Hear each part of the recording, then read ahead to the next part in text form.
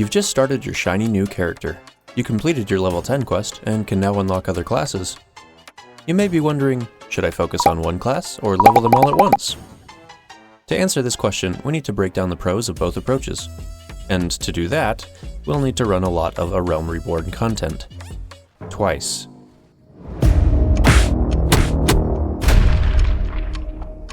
Now, when I talk about focused leveling, I'm not saying only play 1 or 2 jobs through the latest expansion. There are 2 places where I consider good times to expand your job roster. The first is when you get your chocobo. Getting around faster means catching up faster. You'll also have access to the brand new ring in the Hall of the Novice.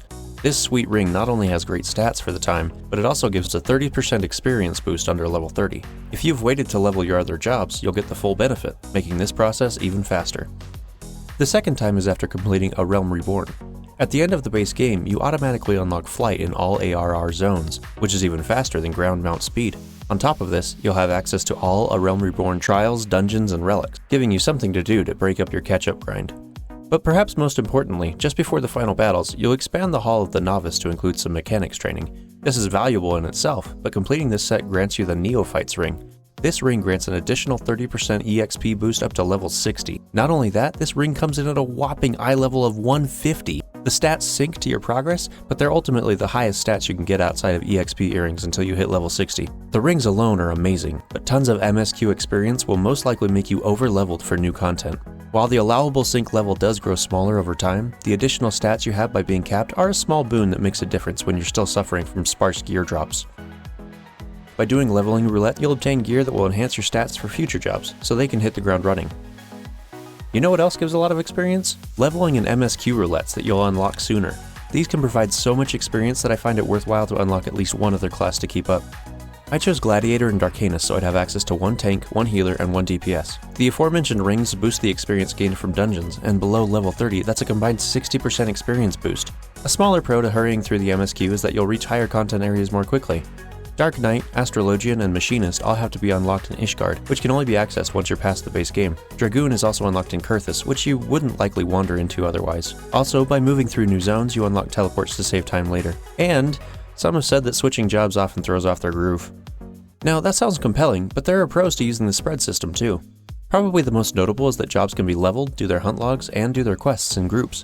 The same city jobs share zones and hunts early, and the areas and enemies become mixed as the jobs progress. As you accomplish these job tasks together, you might feel a sense of completion. For those who like the journey more than the destination, spreading leveling can be more rewarding than a sense of speedy progression. Speaking of progression, you can use the MSQ's XP rewards to level more evenly. Even levels mean you can play whatever job you feel in the moment, rather than being stuck with a red quest marker. Inventory management is a big part of the game, for better or worse. The armory chest can get pretty full of gear as you run dungeons. If you're leveling together, rather than holding onto gear for a later date, you can equip the current best gear and sell or turn the lower gear in for company seals. It's definitely the cleaner approach. My pros may not have had as much screen time, but they're still important to consider. That's fair. One other important thing to consider is the preferred world bonus. This insane buff doubles the experience you get. Everything is doubled. Dungeons, hunts, mobs, rested bonus, quest rewards, fates, literally all of it. Combine mentor bonus, food buff, rested bonus, armory bonus, and experience items, and you can reach absolutely insane bonus numbers, well over 500%. Let's recap.